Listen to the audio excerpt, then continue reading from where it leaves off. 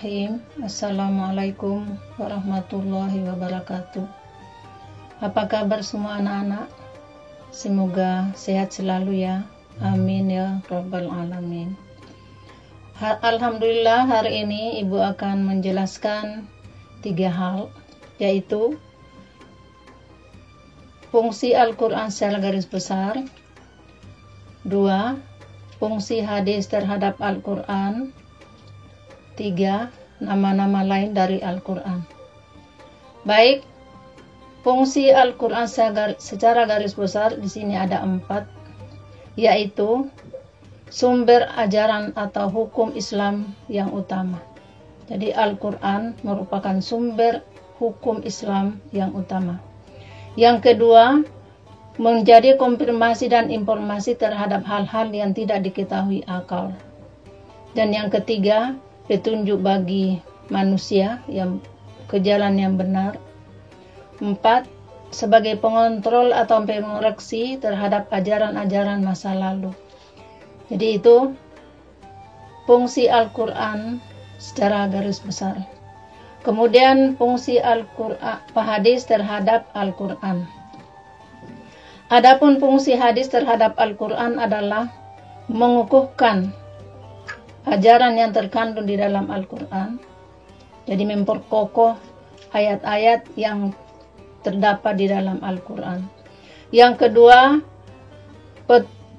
merinci hal-hal yang bersifat global. Jadi hadis ini berfungsi menjelaskan atau merinci dengan hal-hal yang terdapat dalam Al-Quran yang bersifat umum.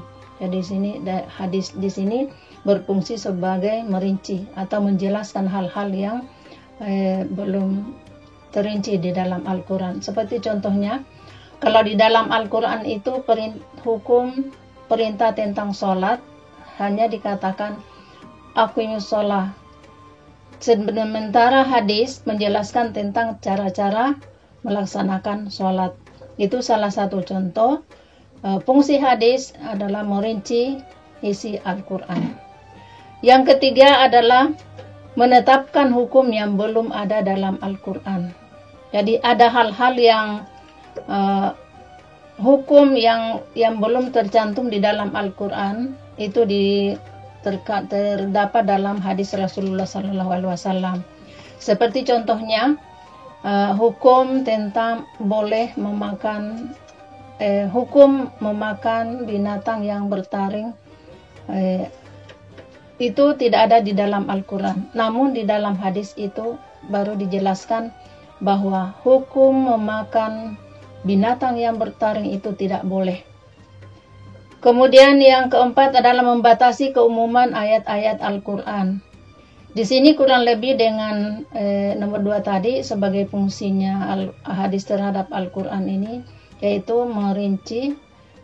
Yang kedua merinci ini membatasi.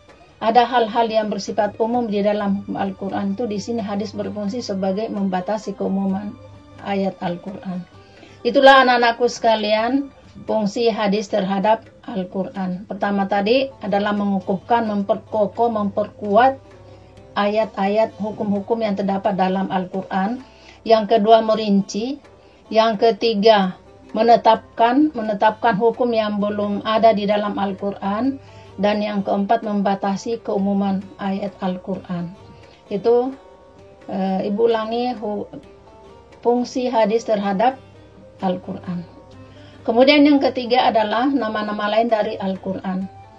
Anak-anakku sekalian, mungkin kalau ada dari MI, dari Madrasah Ibtidaiyah, tentunya tidak asing lagi dengan materi ini, karena di sana kalian pelajari nama-nama Al-Quran.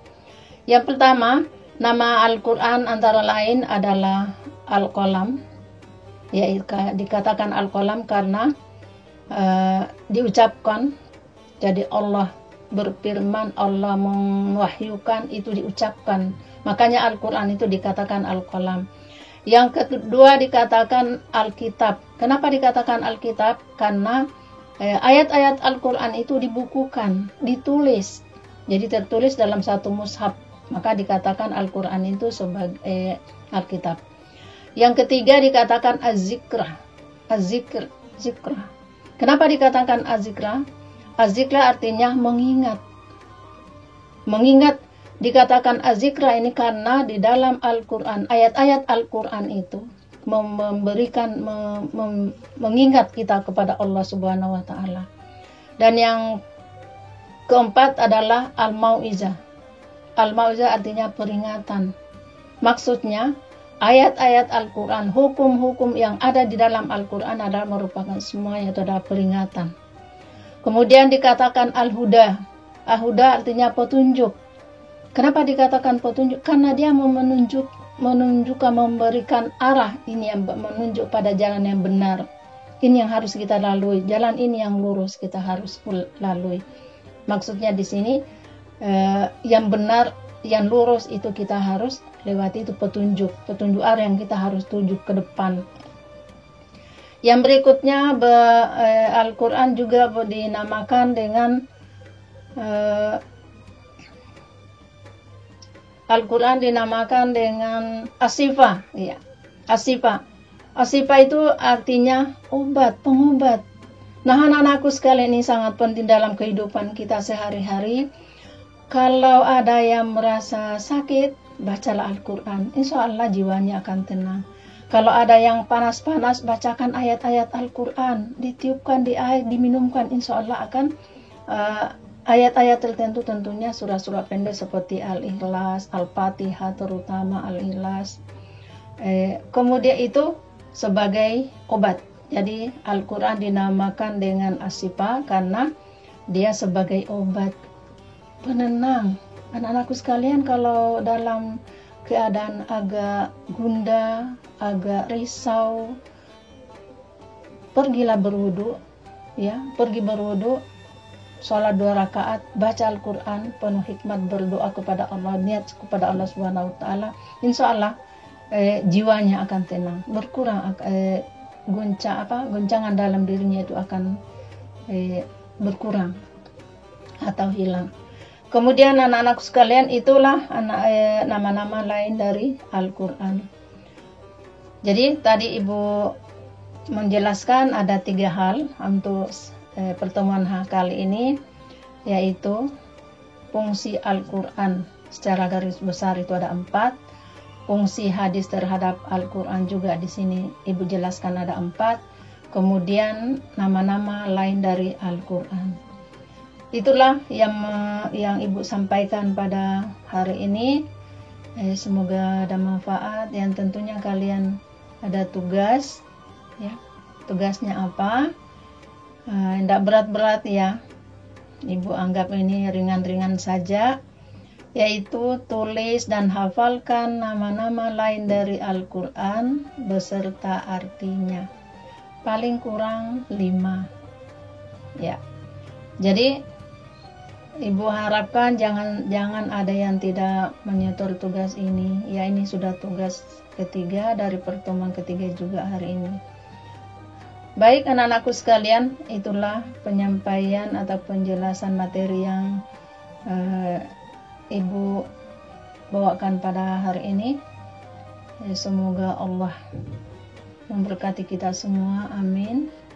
Sahiri. Wassalamualaikum warahmatullahi wabarakatuh.